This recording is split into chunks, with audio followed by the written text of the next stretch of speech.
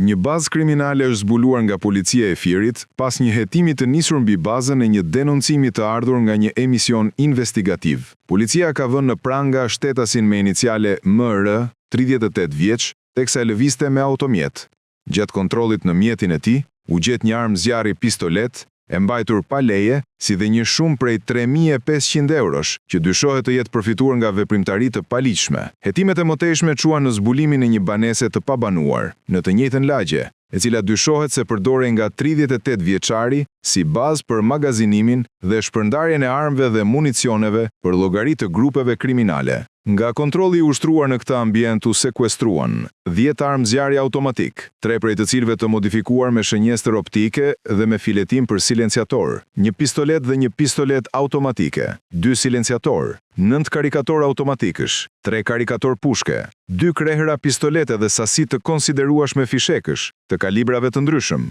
Specialistët për hetimin e krimeve të Komisariatit të Policisë Fier vijojnë të kryejnë hetime në koordinim me Prokurorinë e Fierit për të identifikuar dhe nxjerrë përpara drejtësisë shtetas të tjerë që mund të jenë implikuar në këtë veprimtari kriminale.